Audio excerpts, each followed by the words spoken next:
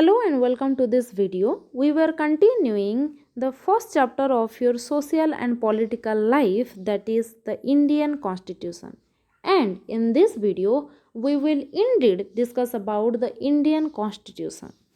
Well, the Indian national movement has been active in the struggle for independence from British rule for several decades. As we all knew that the struggle of Indians and Indian leader continued for a longer period of time when we were struggling for restoring our independence. And during that time, the nationalists devoted a great deal of their time to imagining and planning that what a free India would be like. The leader who fought for our freedom, they started imagining about what kind of free India they want to see. They started planning, plotting, and preparation for making a good independent India. At that time, we obviously were not freed from the British rule, but when they were struggling to its independence, they already planned a imaginary India in their mind. They decided that what they want in the free India, if ever India would successfully receive its independence. At that time, the Constituent Assembly of around 300 people set up in 1946. We got our independence in 1947. In 1946, a constituent assembly was formed with 300 people. Its member met periodically, means time to time, for next 3 years, means 46 to 47, 48 and 49. They met up to 1949 in order to discuss about the constitution of India. They prepared constitution in such a way that it reflects a respect for maintaining diversity while preserving the unity, and the Indian constitution designed in such a brilliant way that it shows respect for the diversity of India. At the same time, it preserves its unity. Now we will discuss about the challenges which were faced by the drafting committee of Indian Constitution. The leaders, the great souls who involved in the preparation of the Indian Constitution, they faced a great challenge during preparing the Constitution because of the diverse nature of the population of India. Like when the Constitution was being written, India was going through a turmoil because of the partition of India and Pakistan. You all have the idea that before the India and Pakistan were together called the India or the Hindustan. But during its freedom, or during the time the India was about to get its freedom, it got its freedom on the condition of its separation from Pakistan. And at that time, Pakistan was also divided into two, the West Pakistan and the East Pakistan. Later on, East Pakistan got again independent and separate it from Pakistan and turned into our neighboring country Bangladesh. The East Pakistan nowadays known as the Bangladesh. So at that time, India was going through a turmoilical condition because of its partition from Pakistan, West Pakistan and East Pakistan. Earlier its partition, the whole area was one and was known as the India. And the second challenge was India was made up of several different communities who spoke different languages, belonged to different religions, had distinct culture. So all these differences, difference of language, difference of religion, difference of culture, these are also a challenge for the members of the drafting committee who were sure to design a good constitution for India. Respecting people's diversity along with focusing on their unity was really a tough task for the member of our drafting committee. but they played their role so well. They designed such a brilliant constitution which respect the diversity of people at the same time which hold them together, hold them united. The third challenge during drafting the constitution was the eradication of poverty through socio-economic reforms. Because of the partition, because of the looting of the Britishers at that time during 1947, India was a very poor country. So the removation, the eradication of poverty was also a great challenge before the national leaders of India. But despite of all these challenges, they designed a beautiful constitution for India. What are the key features of Indian constitution? It has some key features like federalism, parliamentarian form of government, separation of powers, fundamental rights, and secularism. These are the key feature of our Indian constitution. We will discuss about each key factors in detail. First, the federalism. Federalism means more than one level of government. It refers to more than one level of government in a country, and those are the central government, or which is also called union government, then the state government, and the local government. Again, the local government is divided into two, which is called municipality in urban area and panchayat in rural area. So in India, the beauty is the federal form of government where the power is not concentrated in one's hand, rather which is divided among the different levels of the government. Each government is free to take their own decisions, but if there is some collision of decisions, then the superior level of decision has to be accepted by the lower level of government. If the union government and state government are not agree on any decision, then the state government has to accept the decision of union government, as the union government is the higher level of government. The same, if the local government and state government has some disagreement, then the local government has to accept the decision of state government, as it is the upper level of government. To some extent, the different level of government are free to take their own decision, and to some extent they are bound to follow the superior level of government's decision, which is called the federalism system. The constitution specifies the subject that each tier of government can make laws on. Each tier enjoy autonomy of power to certain extent and on certain issues.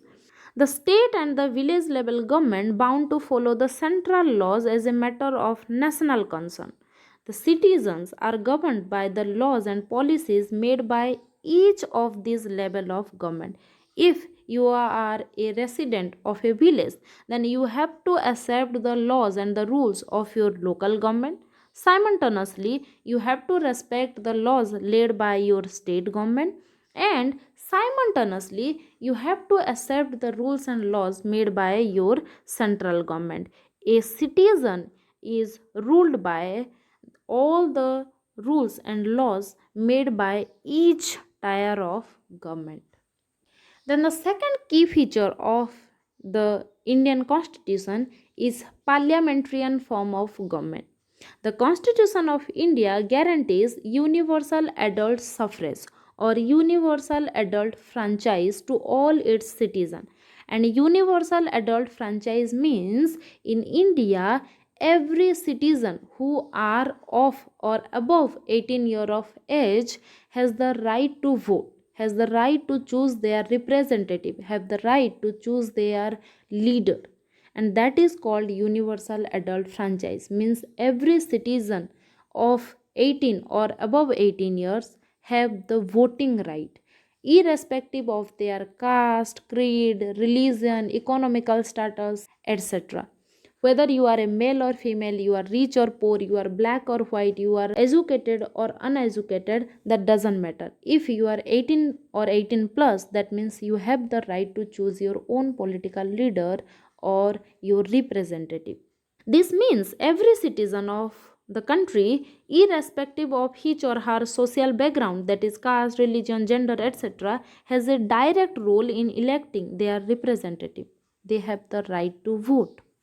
Representatives are thus accountable to the people in a parliamentary form of government, and the representatives which are chosen by the people are responsible for the decisions which are made in the government, which will ultimately affect or affect the people, which will either profit the people or either push them into danger. And the representative are responsible for taking good decision for the benefits of their people.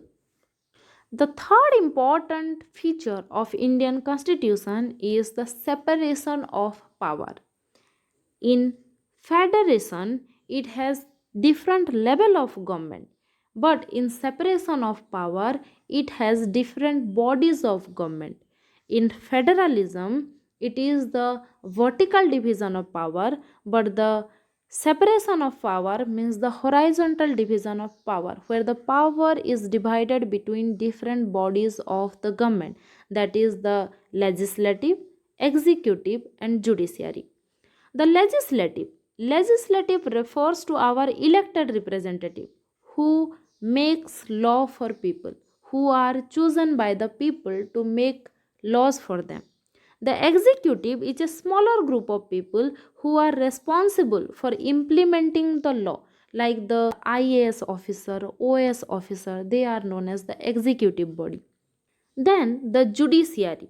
Judiciary refers to the system of court in a country who settles dispute and makes sure that the laws are obeyed.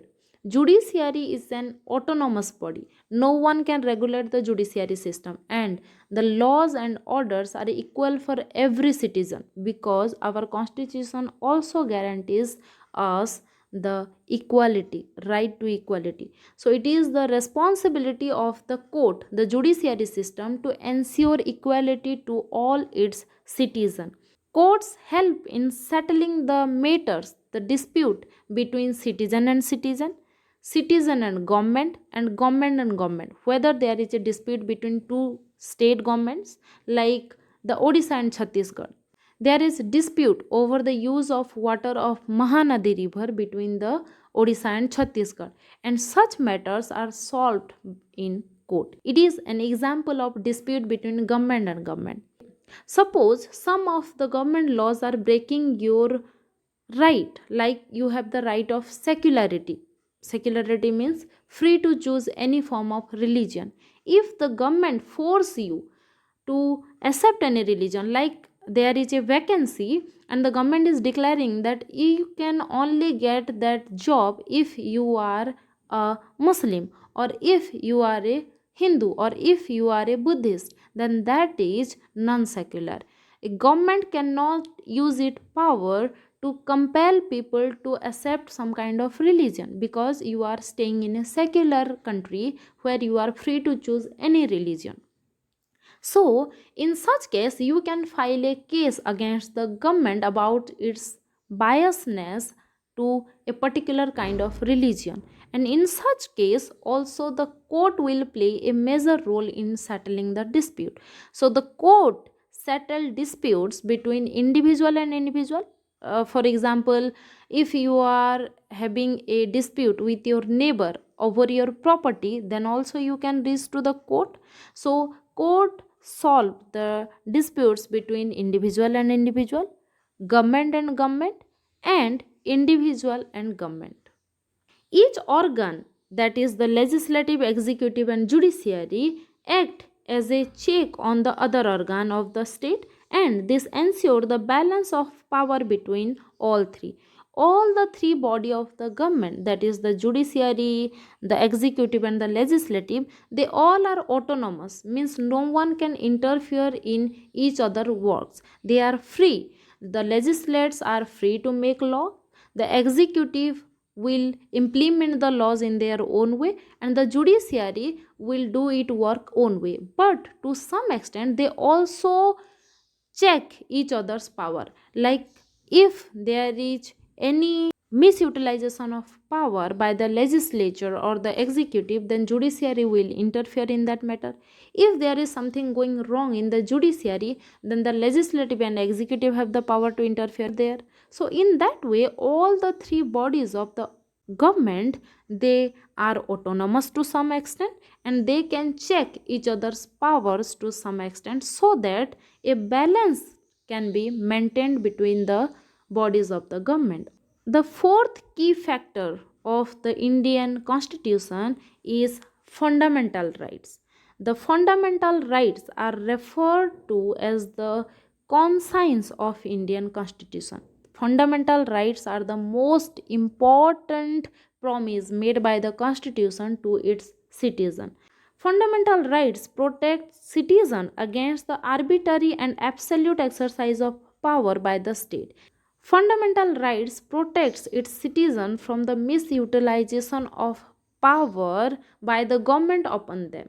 If the government ever try to use its power to exploit any of the citizen, then the fundamental right can protect the citizen. So it is the most powerful promise of the constitution to its citizen. The constitution guarantees the rights of individual against the state as well as against other individual. The fundamental right guarantees the citizen its protection from other individual as well as from the government. If ever government try to manipulate its citizen or use its power to suppress the right, the demand of citizen, then they can run to the court in order to get justice, and the court will provide them justice on the basis of their fundamental rights. There are six fundamental rights in the Indian constitution. Those are: right to equality, means everyone will get equal treatment and equal opportunity. Everyone will get equal treatment and equal protection from the government and individual, and also equal economical opportunity. Then second is right to freedom, means you are free to choose your career, to choose your religion, to choose your thought, to choose how to express them, to do whatever you like, to purchase property wherever you want, that is your freedom. Then right against exploitation like sexual harassment or domestic violence or human trafficking, etc., it will protect you from that. Then right to freedom of religion, that is your secularity. You are free to choose your own kind of religion, whichever you get attracted to. Then cultural and educational right, means you are free to set up your own school to promote your own kind of culture and education. And the right to constitutional remedy, this is the most important right. This means if ever your any other right gets violated, whether by any individual or by the government itself, you can run to the judiciary so that they can preserve your right for you. In addition to fundamental rights, the Constitution has also other sections which are called directive principles of state policy. It ensure, that means the directive principles of state policy ensure greater social and economical reforms to serve as a guide to independent Indian states to institute laws and policies that help to reduce poverty of the masses. So, the Constitution provides us the directive principles of state policy which help to tackle the social causes like poverty, political equality, etc. The fifth key feature of Indian Constitution is secularism. A secular state is one in which the state does not officially promote any one religion as the state's religion. Means the state has to respect every religion equally. It cannot favor a particular group of people who belong to any particular kind of religious. The state cannot discriminate between the religion of the people. For example, there is no national religion of India. We have to respect every citizen irrespective of their religion.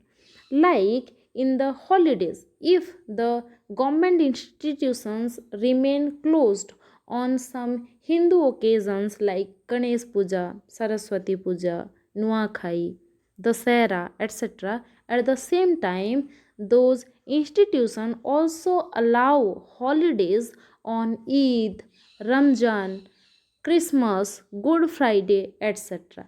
And that is secularism, where we treat every people equally, where we give priority to every religious festival equally. The government cannot discriminate any person on the basis of their religion. There is no national religion, and such states are called secularist state, and India is a secular country. So, the conclusion of this chapter, the Indian Constitution, is that the Constitution play a crucial role in laying out the ideals that we would like all citizens of the country to adhere to, including the representatives that we elect to rule us. So, the most important feature of Indian Constitution is that it guarantees you equality, which is equal for all the people of India. If you are committing a murder, the punishment will be equal to if the murder will be committed by a minister, a MLA, who are your representative, who have the power, who are a body of legislation, or the crime or the same murder committed by an executive body, whether it's an IAS officer or an OS officer. Even if they commit the crime, the punishment will remain same for them.